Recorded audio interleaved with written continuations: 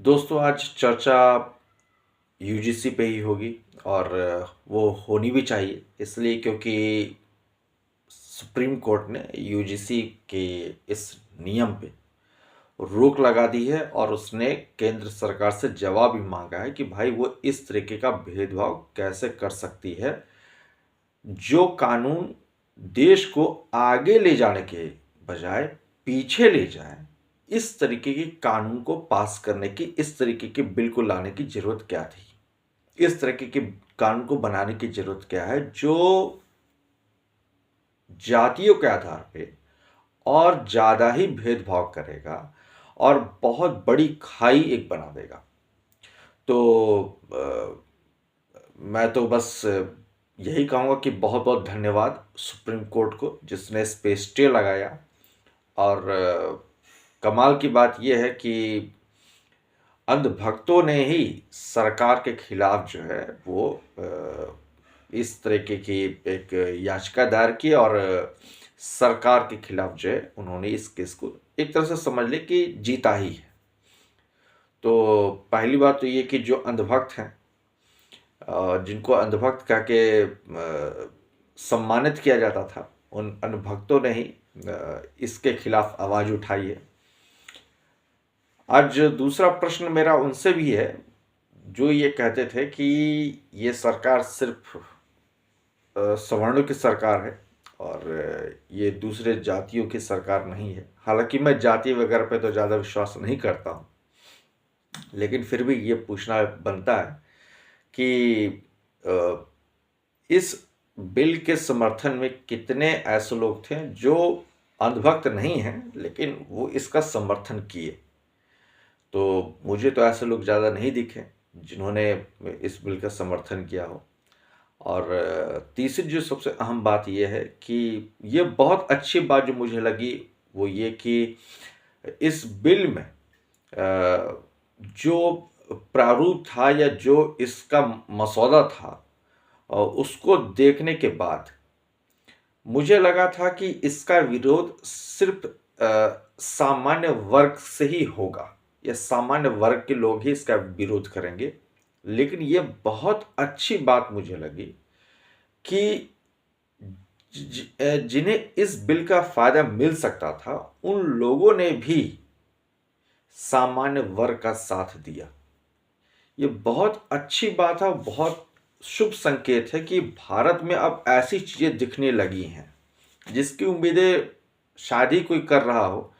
लेकिन मुझे ये बात बहुत अच्छी लगी कि पहली बार मतलब कि जो दूसरी जातियां हैं वो सामान्य वर्ग के साथ जुड़ी हैं और उन्होंने साफ साफ कहा है कि भाई ये बहुत गलत हुआ है, ऐसा नहीं होना चाहिए।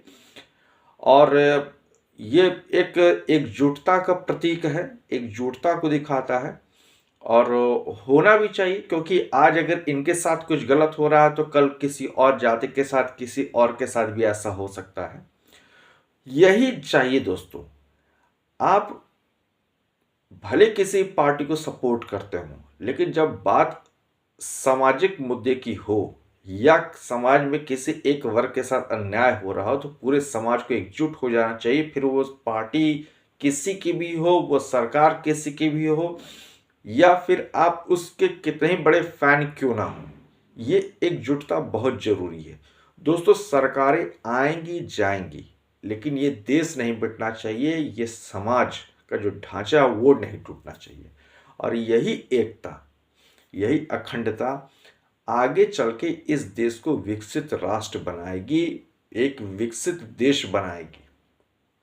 अगर ये एकजुटता टूटती है तो फिर कहीं ना कहीं फिर जैसे दूसरे देशों का हाल हुआ है वैसे इस देश का भी हाल हो जाएगा। तो ये बहुत अच्छी बात थी और मुझे सुप्रीम कोर्ट से भी उम्मीद थी कि वो जरूर एक सकारात्मक परिणाम देगा।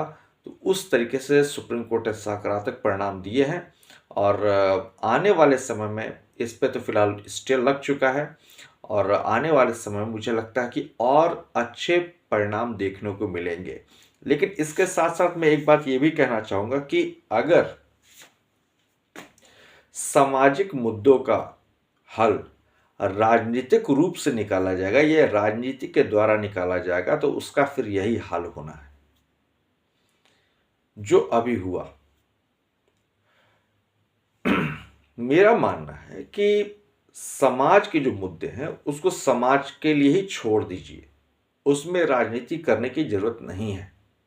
अगर आपको राजनीति करनी है तो आप राज करने की नीति तैयार कीजिए, आप जन कल्याण का काम कीजिए, आप देश हित में काम कीजिए, आप गरीबों के उत्थान के लिए काम कीजिए, आप महिलाओं के सशक्तिकरण के लिए काम कीजिए।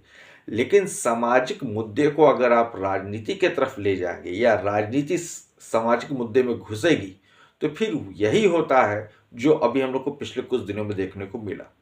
इसलिए मेरा मानना है और मेरी एक प्रार्थना भी आप समझ लें कि आगे से कोई भी सरकार सामाजिक मुद्दे को राजनीतिक मुद्दा ना बनाए, और अगर ऐसा होता है तो फिर पूरे समाज को एकजुट होकर इसके खिलाफ आवाज उठानी चाहिए।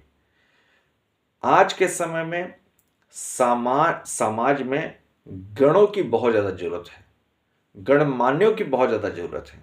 हालांकि मैंने एक वीडियो भी इस पर बनाया था कि गण कौन होते हैं और गणमान्य कौन होते हैं, तो आप उस वीडियो को देख सकते हैं। लेकिन इस तरीके के जो भी सामाजिक मुद्दे होते हैं उनमें गणों की बहुत ज़्यादा आवश्यकता है, और उसमें ना तो प्रशासन घुसे, ना तो सरकारें घुसे, और ना तो किसी तरीके की कोई मशीनरी, सरकारी मशीनरी या एजेंसी घुसे।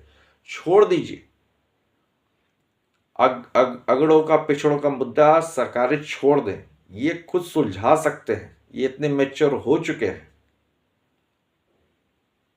मैं ज़्यादा कुछ टिप्पणी नहीं करना चाहता, लेकिन पिछले 70 सालों में किस जाति का कितना भला हुआ है, कितना भला नहीं हुआ है, ये समाज भी जानता है, सरकारें भी जानती हैं, और पूरी दुनिया जानती है। तो भेदभाव करने से कुछ मिलने वाला नहीं है, और आगे भी कुछ मिलेगा नहीं। लेकिन जिसको करना है वो करता रहे। और ये जो राजनीति चल रही है कि कहीं पे कोई कुछ बोल देता है, कहीं पे कुछ बोल देता है, अभी तो मैंने एक जगह देखा था कि ये भी मुद्दा मुझे बहुत ज़्यादा जो अच्छा लगा कि अब ऐसी चीज़ें जो हैं वो समाज में होने लगी हैं कि एक जगह भीड़ इकट्ठा है और उसमें से एक दो व्यक्ति आके वो जब नारा लगा रहे हैं कि गोली मारो देश के गद्दारों को, तो उसमें से जो प्रोटेस्ट करने वाले लोग हैं उन्होंने उसे धक्का मार के बाहर कर दिया कि भाई यहाँ पे इस तरीके की नारे की जरूरत नहीं है। बिकॉज मुझे लगता है कि अगर ये प्रोटेस्ट कुछ दिन और चलता तो शायद इसे हाईजैक करने की कोशिश की जाती, तो ये भी नहीं होने दिया गया है। ये भी एक बहुत अच्छी बात है, बहुत शुभ संकेत है कि भारत का युवा, भारत की जनता सही दिशा में आगे बढ़ रही है। धीरे ही सही, लेकिन उसके अंदर अवेयरनेस आ रही है, मतभेद कम हो रहे हैं और शत्रु बोध हो रहा है। दोस्तों, सबसे जरूरी यह है कि आपको शत्रु बोध हो कि आपको लड़ना किससे है और किससे आपको नहीं लड़ना है। जिस दिन आपको ये समझ में आ गई, वास्तव में मैं बता रहा हूं, फिर आधे से अधिक मुद्दे तो ऐसे ही खत्म हो जाएंगे समाज के। सबसे बड़ी बात क्या है कि हम लोग पार्टियों के पिछलगू हो गए। उनकी वो पार्टी है, हमारी ये पार्टी, किसी और की वो पार्टी है। पार्टी प्रवक्ता बनने से ज़्यादा अच्छा है राष्ट्रीय प्रवक्ता बनिए। पार्टियों के पीछे चलने से ज़्यादा अच्छा है राष्ट्र के पीछे चलिए। जिस दिन हर हिंदुस्तानी, हर भारतीय राष्ट्रीय प्रवक्ता बन जाएगा, राष्ट्र के पीछे चलने लगेगा, यकीन मानिए उस दिन सरकारें भी आपसे डरेंगी, और ये होना बहुत जरूरी है। सरकारें तब तक आपको अपना पिछलगू समझती हैं जब तक उन्हें लगता है कि वो आपको मैनिपुलेट कर सकती हैं, लेकिन जिस दिन मैनिपुलेशन करना बंद हो जाएगा, यकीन मानिए फिर सरकारें आपके हिसाब से काम करेंगी।